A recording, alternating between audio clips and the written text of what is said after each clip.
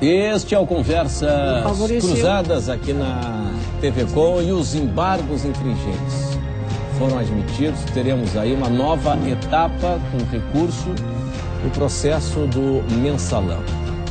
Para aqueles que foram condenados com votos derrotados de 4 ministros, né? Aqueles que tiveram 4 votos favoráveis nas condenações.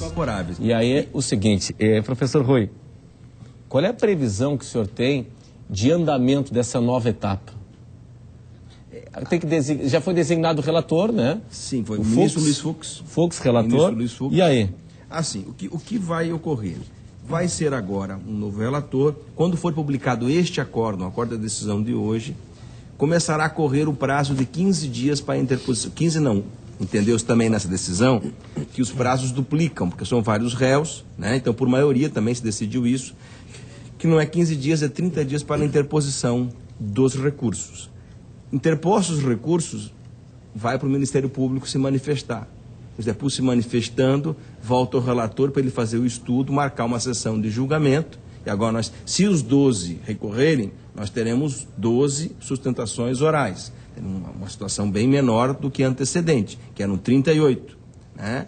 Então, assim, eu não acredito que se exaura vá se finalizar esse ano. Até os próprios ministros dizem que isso vá para o ano que vem. Talvez aí maio, junho, abril do ano que vem, até no primeiro semestre do ano que vem seja isso tomado. Mas já verão logo a população brasileira, que pode se achar afrontada, eu acharia que ela deveria se achar, se tivesse uma opinião lúcida sobre isso, homenageada, porque quando se homenageia a Constituição, se homenageia o povo, né? Isso, por meados de setembro do ano que vem, até junho do ano que vem, pode se finalizar essa questão. Mas outros já serão, logo se cumprirá a decisão com a prisão dos demais, né? Que essa ideia de impunidade, de um eterno amanhã, Mas a figura central daquele que foi apontado como líder da quadrilha pelo Ministério Público Federal e condenado pelo Supremo Tribunal Federal, o ministro José Dirceu, qual é a situação dele? Qual é a situação dele? Regime fechado, há a possibilidade de pegar regime fechado? José Dirceu pegou 10 anos e 10 meses de prisão por corrupção ativa e formação de quadrilha, segundo a decisão que o condenou. Se eventualmente ele for retirada a pena de quadrilha, né, que não for condenado porque teve alguns votos que disseram, olha, que não se caracteriza a quadrilha, esses votos favoráveis, né? Na qual ele passaria do regime fechado, que agora ele teria que cumprir nos 10 anos, 10 meses em fechado, para o regime semiaberto. Mas o que é o regime semiaberto? O regime semiaberto, eu preciso ir dormir na cadeia. A minha vida é uma vida limitada, não é uma vida também simples, né? Então, assim, passaria para 7 anos e 11 meses e ele poderia começar a pena em regime semiaberto, na verdade, né? Em regime semiaberto, quando se pode deixar o presídio para ir trabalhar. Tá, mas isso somente depois da conclusão da nova etapa ou... Não, só da conclusão da nova etapa, claro, porque o nosso Supremo Tribunal Federal interpreta, né? E por nós termos assinado os pactos internacionais de direitos humanos, nós não podemos enclausurar alguém sem que tenha se ultimado o seu último recurso. Isso é próprio toda a pessoa processada. Toda. E aquele telespectador que um dia ele, ou um seu parente, ou um amigo seu foi processado, sabe o que eu estou dizendo. Do valor que é isto, né? Eu vejo que às vezes, infelizmente, advogados e réus e parentes de réus sabem o que é a dor de um processo e a necessidade de um recurso para que se faça justiça. Né? Não digo assim no ponto de justiça ou não, eu tenho uma opinião de concordância com as condenações. Mas o que eu... agora estou a falar nesse momento, é por isso que nós viemos aqui, é falar da legalidade, da independência, do respeito à Constituição que esse julgamento demonstrou. Acho que os 6 votos que se pronunciaram favoráveis à admissibilidade dos embargos não querem sinalizar uma impunidade para os outros, mas sim um respeito à Constituição. E toda a população deve ficar feliz com um juiz independente que queira respeitar a Constituição. Não que os outros 5 não sejam, mas eu creio que esses 6 votos ficaram muito mais próximos do sentido de justiça, segundo a Constituição, do que aqueles que queriam uma solução diferente. Eu queria só colocar uma questão que é o seguinte, voltar à reflexão sobre o porquê que nós temos tanta gente já condenada E o que está por trás disso?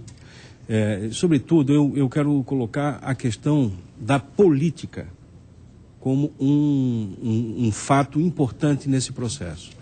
Ou seja, o governo Lula, que é onde todo esse fato acontece, ele é um governo que estava à procura, vamos dizer assim, de um determinado conceito que é governabilidade.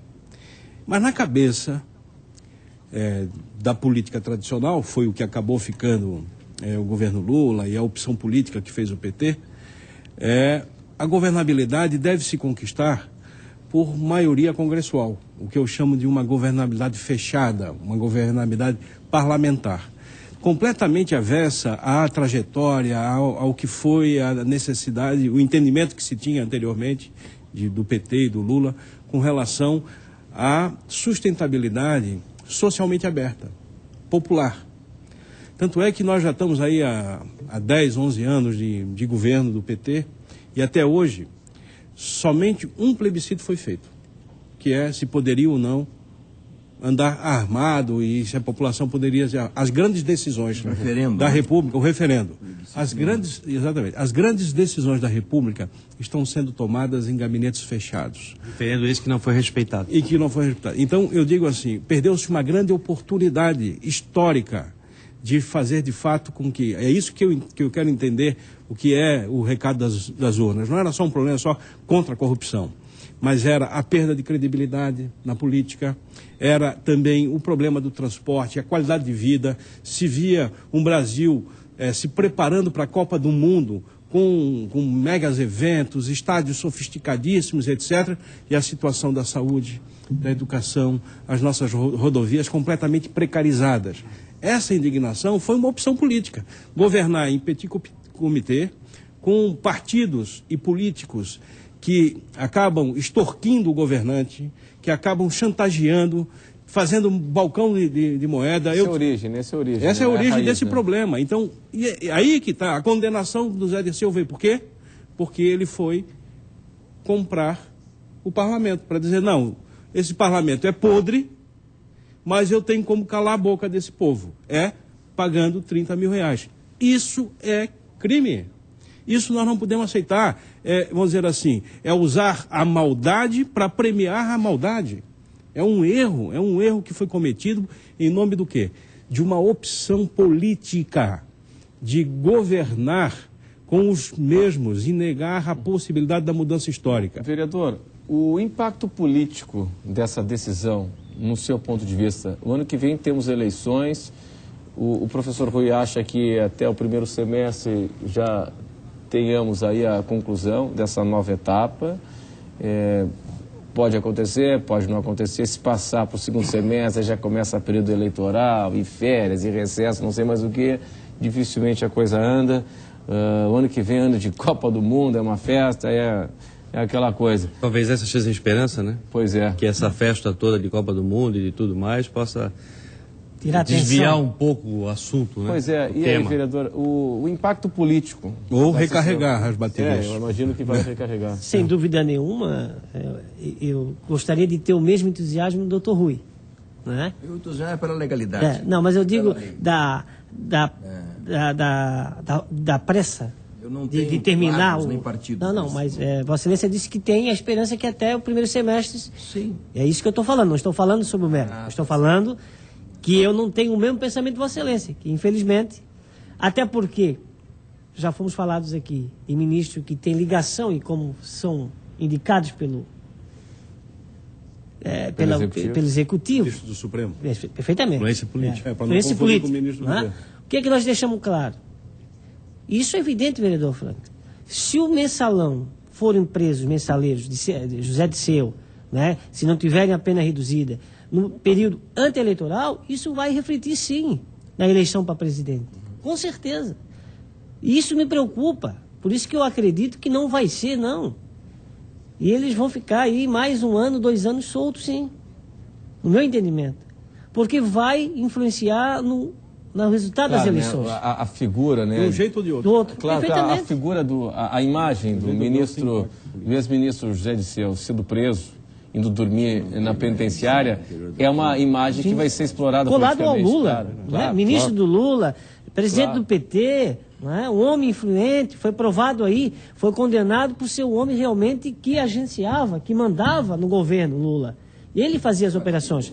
E, doutor Rui, só uma pergunta, que eu acredito, o Zé Disseu, ele foi indiciado por quadrilheiro, certo? Formação de quadrilha. Formação de quadrilha. Mas ele obteve condenado, mas ele obteve mais de 4 votos a favor para não condenação nesse... Isso, ele foi condenado por 2 crimes, né? Não, mas no quadrilha, qual é o... Aqui, só um pouquinho. Foi formado por corrupção ativa e formação de quadrilha. E no ambos ele recebeu pena favorável, foi... ou seja, uma pena favorável não, 4 votos favoráveis para dizer que não caracterizou-se o crime de pena de quadrilha. Então vejamos só, Renato, olha só o risco que nós corremos hoje com a inclusão dos novos ministros, né? Ou seja, os 4 que mantiveram o voto pela não inclusão na pena de quadrilha, ele só falta mais 2, né? Inclusive agora, como já disse o Renato aqui, o próprio advogado dele, né? E o ministro Dias Toffoli. Vai o quê? Então vai a voto, não vai a voto isso aí? Vai a voto. Pelos 11. Então, os 4 vão manter. Sim, veja, eu não vou fazer uma previsão. Eu creio que, assim, a reforma, isso é uma opinião jurídica, assim, e conhecendo os ministros que jogarão, Teori Zavascki e Luiz Roberto Barroso. Luiz Roberto Barroso agora, que nós estamos conhecendo como juiz, um dos maiores advogados do país, da história recente e passada, mas o ministro Teori Zavascki é um ministro muito consciencioso, muito honesto. O próprio ministro que deu vitória hoje à atividade dos embargos foi o mais duro na condenação. Então eu não creio assim que se possa, digamos, a defesa possa se achar na possibilidade que haverá significativas reduções. Só um instante aqui, professor Rui. Permita-me discordar num ponto aqui. Eu não acredito que quem fez o voto decisivo pelos embargos seja o ministro Celso de Mello. Não, ele que desempatou, né? Ele foi decisivo porque sobrou para ele, mas ele votou 6-5. É penalidade. Para mim, o voto decisivo foi do Dias Toffoli. Esse é o voto decisivo. Esse é o voto decisivo. Se eu tenho 5-5, se eu tenho um empate no jogo... É que sobrou para ele. O último pênalti foi dele. Né? Quem decidiu foi ele. 5-5 ele decidiu. Eu lhe pergunto, nesse caso, a ordem dos fatores alteraria o produto? Se mudasse a ordem dos votantes? Tem que se respeitar que os votantes sempre votam do mais novo, que foi o mais novo. O relator vota, o primeiro a votar. Depois o mais novo ao mais velho. Esta é a ordem. Então, por isto, ele foi o último. Se tivesse sobrado para o Dias Toffoli, imagina. A pressão que ia acontecer também. Dias Toffoli já votou. Não, eu sei, mas se a ordem tivesse sido diferente, né? Mas então, Renato, para concluir a sua pergunta, eu acredito que vai ter, sim, reflexo muito. Né? Muito. As urnas vão novamente falar alto. Não é? Preocupa-me novamente. Feito na eleição da Dilma, esse processo, não teve porque não foram presos. Agora, se você botar uma imagem de José Disseu, de Elípio Soares, né?